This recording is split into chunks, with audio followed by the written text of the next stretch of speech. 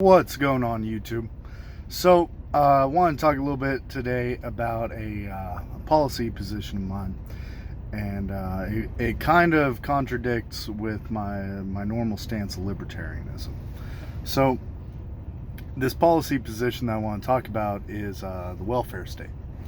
And Milton Friedman, one of the most popular and famous libertarians, once said that you can either have the welfare state or you can have free movement and free trade.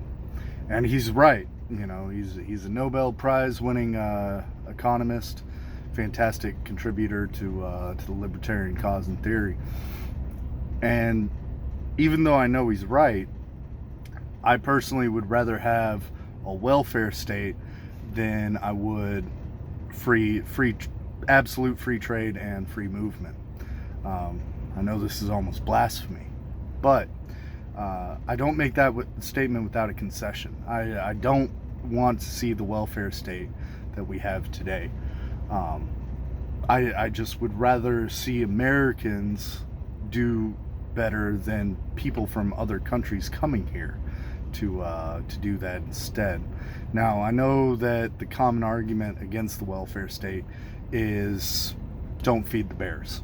When you constantly give somebody something and they no longer have to work for it, they become dependent on it. They stop trying to get it themselves, and it goes against one of our theories of capitalism, because it eliminates that competition that they have to have in order to better themselves. And I agree, but even though this system does happen, there's also a lot of people, including myself at one point, I had to fall back on food stamps. There for a while, I left a job, got a pretty large family, and while I was struggling to climb up the ranks at my new job, we had to use that to supplement ourselves during the meantime. Luckily, no longer on them. Doing pretty well nowadays, but at the time they really saved us, and that's what I think that welfare state should be there for. It's not for the people that are unwilling to work, but those that are either unable to work or cannot find the means to sustain themselves and their family with the current work that they're doing. So I have a proposition, so to speak, with a reformation of this welfare state, and that would be that if you are receiving something like welfare, food stamps, unemployment, right, that you have to be actively trying to better your position, right, with different stipulations for either. So, for instance, unemployment. After 6 months, you have to up the amount of job applications you're looking for, which is great and all, but I don't really think that gives that drive towards it, right? A lot of people will hold out, not working, just to pull that in, especially in an economy that we're currently in. There's jobs galore. They might not be the jobs that you want, but they're out there. They would rather receive that free money and wait for a job that they want, or they'd rather rig the system and take advantage. So there's actually a pretty good story.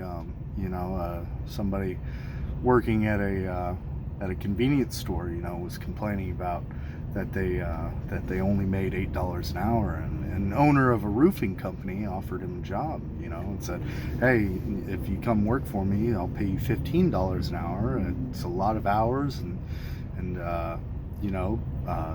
hard work.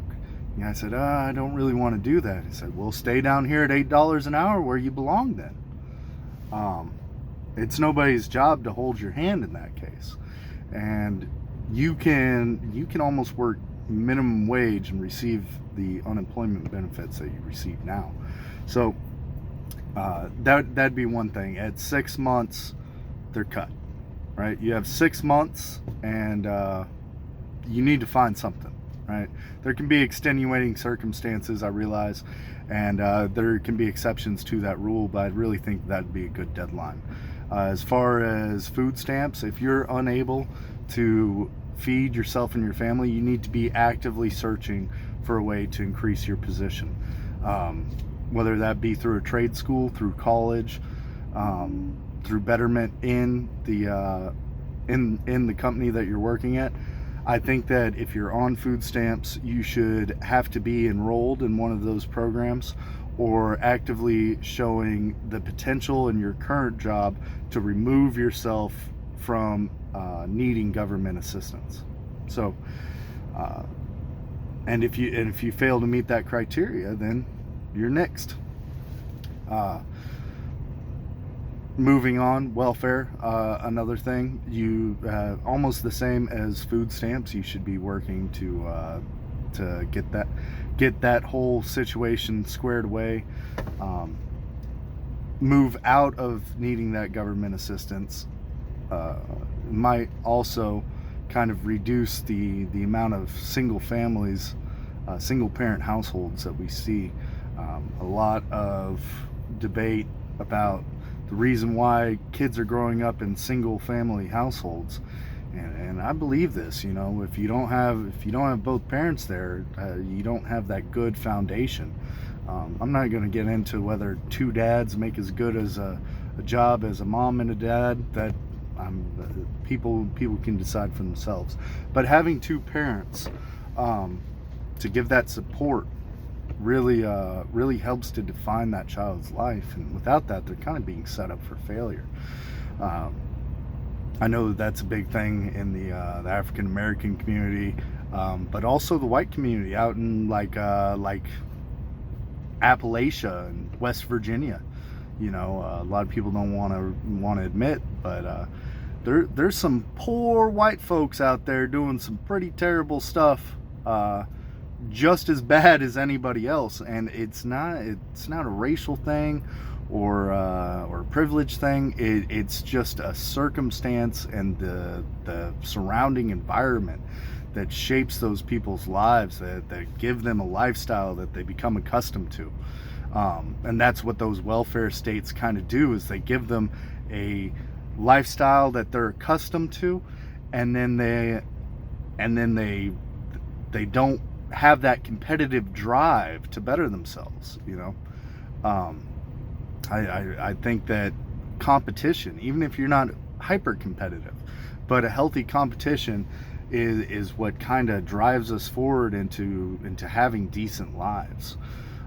It can be stressful, but in the end, it's the better alternative. So while I think that there might be need to be massive overhauls of these systems, I don't think that they're necessarily a bad thing that need to be nixed.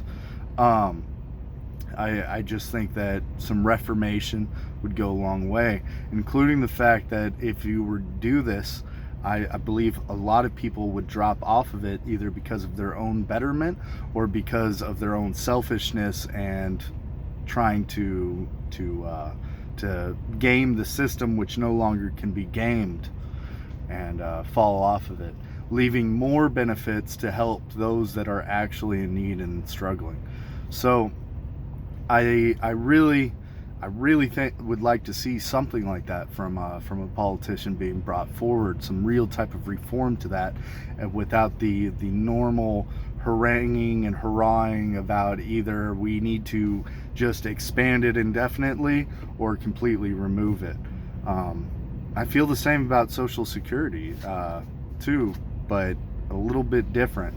It's something you're kind of paying into your whole life, and although I hate the idea of Social Security, because really it's just one giant scam dating all the way back to good old Franklin Delano Roosevelt, basically setting up a con job with the citizens. You can't pull out Social Security till you're 65, but in those days, average life expectancy was 55. So Probably why they never set up a separate fund where they could not dip into, because they thought people would just die before they actually got to pull it out. Fortunately, advances in modern medicine and overall increased living standards has thwarted that plan and left a lot of people in some very bad states. But anyways, I just wanted to touch on this. I know that being a libertarian, this kind of goes flies in the face, but I wouldn't consider myself an absolutely die-hard libertarian. I'd consider myself a libertarian with populism sprinkled throughout it.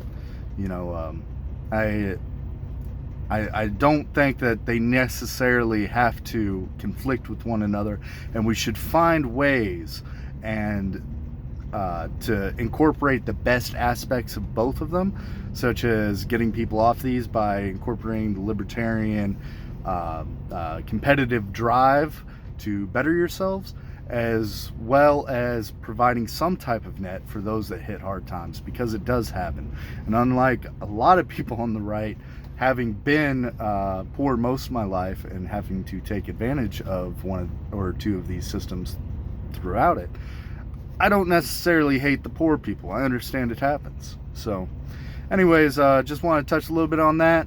If you liked this video, go ahead, leave me a like, hit the subscription button, share out the video. If you hated it, just go ahead and chastise me in the comments. That's great too. Love reading some hate mail. And I'll catch y'all next time. Till then, take it easy.